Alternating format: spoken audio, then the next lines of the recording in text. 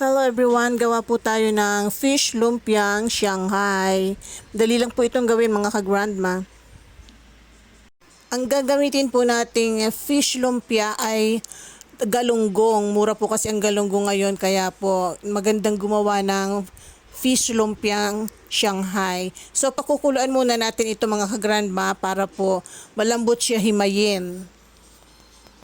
Maglalagay po tayo ng tubig sa kaserola and then ilalagay po natin yung galunggong at pakukuluan natin.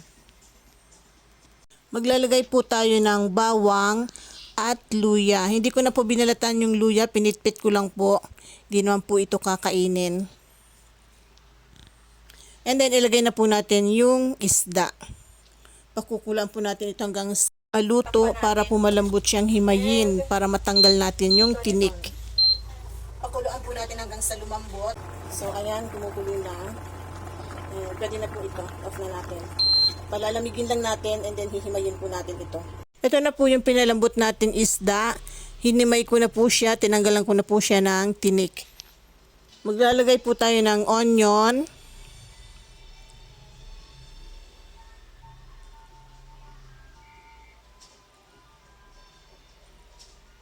And then garlic.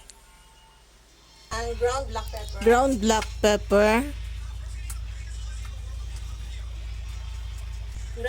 Granulated garlic. And carrots.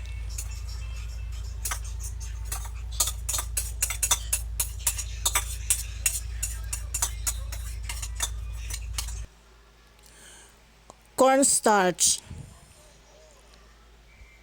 Naglagay po tayo ng cornstarch and all-purpose flour.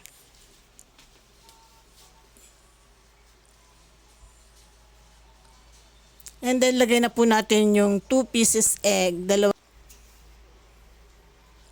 And then i-mix lang po natin para po mag-combine lahat ng ingredients.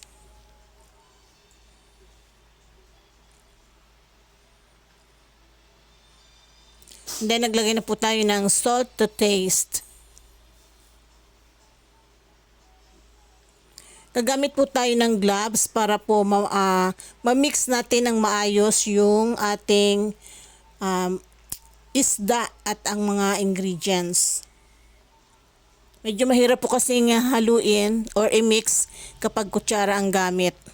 So this time po nagbabalot na po tayo. Inabalot na po natin yung isda sa lumpia wrapper.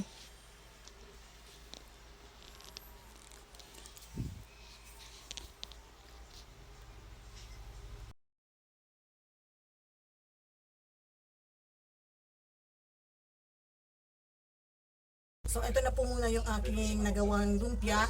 Ipiprito na po natin ito dahil kakain na po kami.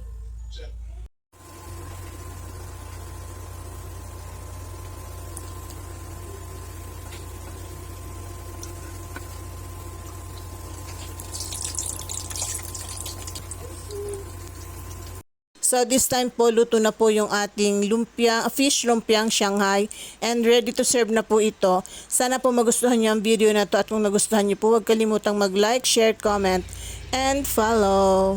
See you again on my next video. Thank you for watching. Bye. God bless us.